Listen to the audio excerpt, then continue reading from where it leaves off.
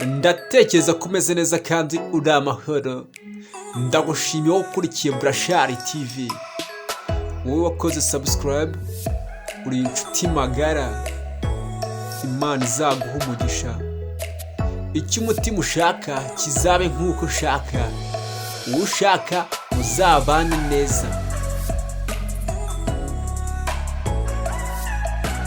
Nawe niba ukigera kuri Burashari TV akaba ari ubwa mbere, ikintu ugomba gukora ni ugukora subscribe, ugakora share, ugakora comment, kugira ngo imodoka nzajya ntereka ku isoko zose uzajya uzibona. Aka ni ka kazi k'umuturika dufite muri uyu mwaka. Nk'ibisanzwe kuri mikoro ni Burashari, nijye na Emmanuel, uwo ni we njye, we bakwita nde. Cunga neza ntuze ko wacikwa. Nakuzanye kuri Burashari TV, nakwije mu kibuga bushyashya, ikibuga gicuruza imodoka biri ku rwego rwo hejuru, kwamamaza biri ku rwego rwo hejuru. Ushaka imodoka koko?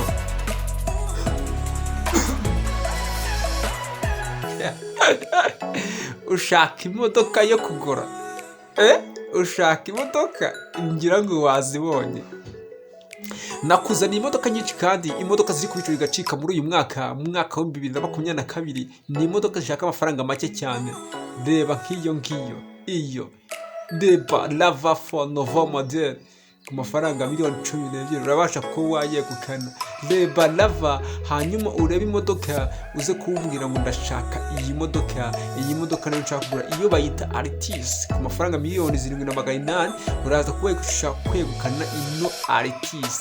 Iracyari nshyashya, yirebe neza. Reba imodoka, ntuze ko warangara ngo ucikwe, kuko nakuzanye mu kibuga bushyashya, nakuzanye mu kibuga gicuruza imodoka kikanazikodesha, kwamamaza biri ku rwego rwo hejuru. Bimeze bite? Reba neza ntuze ko wacikwa. Iyo ni Lava 4 Novo model 2002 ku mafaranga miliyoni 8,500, urabasha kwegukana Lava 4 Novo model 2002. Ndetse no gukatura niyo arashaka amafaranga cyane ku buryo bwihuse cyane. Niyo ufite ayifite yose birumvikana, hanyuma yaba yanagukopa ku buryo bwihuse cyane, nta byo gutinda.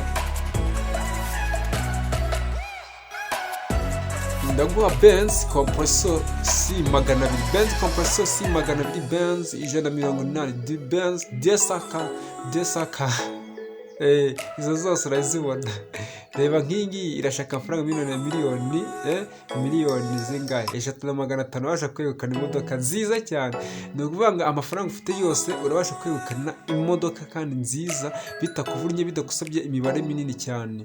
Uzumva byinshi kuri Burashari TV, bimwe bikore ku mutima, ibindi bigukore mu bwonko, ariko ibyinshi bishobora kuzagusigira isomo muri uyu mwaka wa 2022.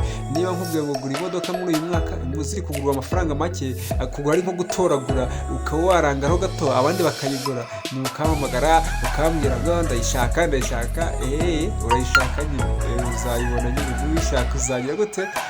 Uzayibona ku buryo bwihuse cyane. Irebe neza uze ko witegereza, ntuze kuba wacikwa cyangwa urangare. Koko nitwe dutunganya imisoro twatumwemo,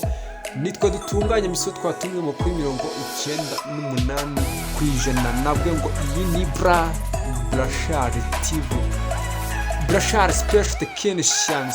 Byumve neza, nimwe mushaka mwatuboneraho ni 0788 49 724 0788 49 724. Ngira ngo wayibonye ni Altis, wabonye amakarina turaguha karina guhera ku mafaranga miliyoni 3,500. Turaguha karina karina ziri ku isoko. Hari karina ya miliyoni 3,500, hari karina ya miliyoni 4, hari karina ya miliyoni 4,500, hari karina ya miliyoni 5, hari karina ya miliyoni 6. Wowe uraza ko wahitamo uvuge ngo ndashaka iyi modoka. Ndaguha Viti iyo bita Toyota Viti, ngira ngo murazizi, tumeze nk'utwo bigishije muri Autocon. Hari akaviti ka miliyoni 3, hari akaviti ka miliyoni 3,500, hari akaviti ka miliyoni 4, hari ya Race ya miliyoni zingahe? miliyoni enye automatique na manuel. Wowe uraza ko wahitamo uvuge ngo ndashaka iyi imodoka kuko ubu atiyari wamaze kwinjira mu kibuga bushyashya, wamaze kwinjira kuri Brashari TV. Niyo ufite imodoka ugurisha ukaba ushaka kuyigurisha ku buryo bwihuse cyane ushaka amafaranga, ntuze kuba watinda, uze kuba waduhamagara kuri 0788 kandi 974 iyi ni Toyota wayibonye yirebe neza nizo nziza nziza. Iyo modoka irashaka amafaranga miliyoni 12 nibwo uza kubasha ko wayegukana. Waraza kuyegukana rwose, ntuze kuba wagira ikibazo kuko wamaze kugera kuri Brashari TV. Reba imodoka ntuze kuba wacikwa. Reba imodoka, navuye ngo iyi ni Brashari TV. Ndaguha lava for shot ku mafaranga miliyoni 3. Ndaguha iyo bita Kia Sportage ku mafaranga miliyoni 12.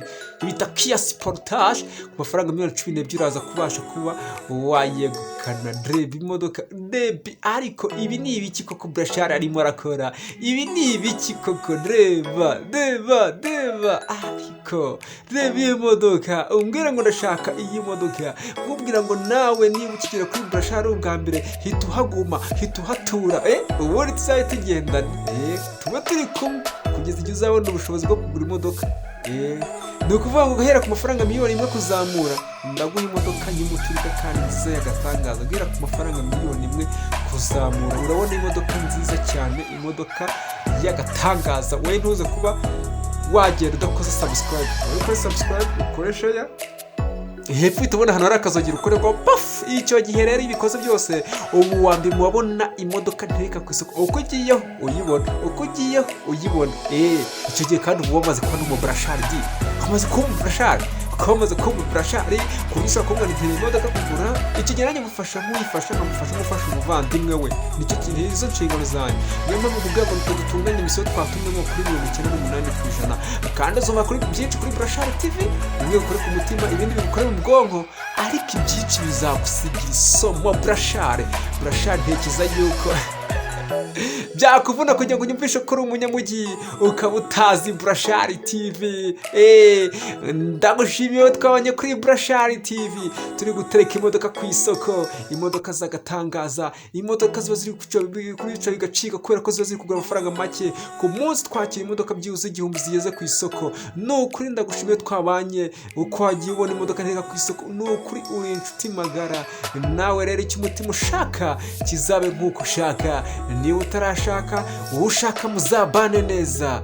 Nawe ni mukigera kuri Brashari TV, ikintu ugomba gukora ni gukora subscribe, ugakora share, ugakora comment, kugira ngo imodoka nzajya ntereka ku isoko zose uzajya uzibona. Tuzasira ubutaha.